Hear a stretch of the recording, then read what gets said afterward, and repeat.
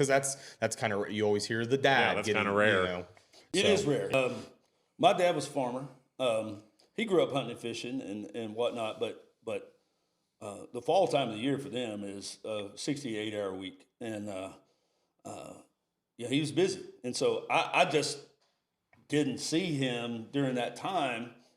And my grandfather had like 9 brothers and 4 sisters, or 8 brothers and 4 sisters, something like that. He come from a huge family, and so when he decided to have his own baby, he said, "I'm having one."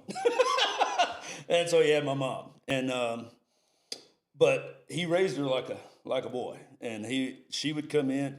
Now this is a Southern lady. This is a lady that would stand in front of a Walmart door and look at you until you opened it for her. I mean, she's in her 80s, and trust me, you would open it. Eventually, you're going to open it. She imposed her will, but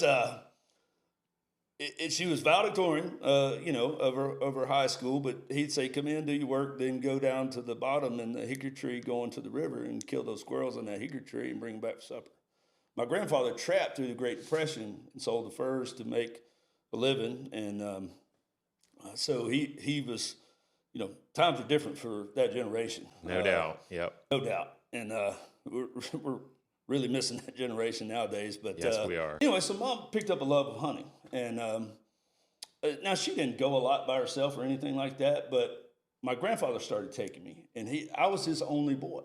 Did your mom have deer to hunt? Were there deer? There were not any deer in that time? During that time. This is Hardin County, Tennessee.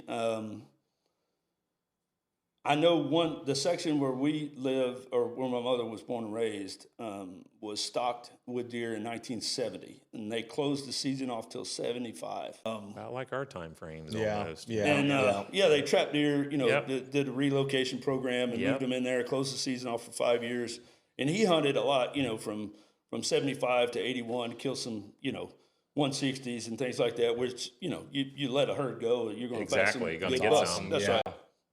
And so, I was his first boy, though. Like, he didn't have a son. He had a daughter. And so, and I'm the only son on my side. I have 2 siblings, but they're both girls. And so my grandfather really, on my mother's side, started taking me, and I got into it. I was bow hunting when I was 14. I tried to, no sights. I was shooting all around. It was a horrible situation back then, where you had known bow companies, unknown bow companies. Alpine had an Alpine bow. Oneida. You never have an? I didn't have an Oneida, but I wanted an Oneida, but I couldn't afford an Oneida. I had a Browning before that. There was no such thing as the Matthews and whatever. But all that being said, my mom saw. Obviously, I'm 10, 11 years old, and when my grandfather. He was older. He was 30. I'll take that back. He was 36 when he got married, or it was 1936 when he got married to grandmother. But Mom was born in 44.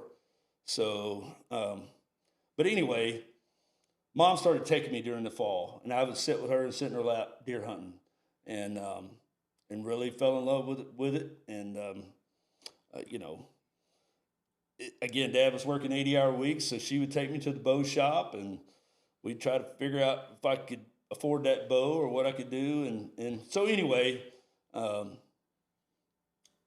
and my grandfather, but really her, helped me fall in love with the outdoors. Made me the person I am today when it comes to the outdoors, and to a point where I went and got a degree in wildlife and fishery science. And honestly, pretty much everyone has some sort of Somebody. some sort of little moment that just boom, just click that makes you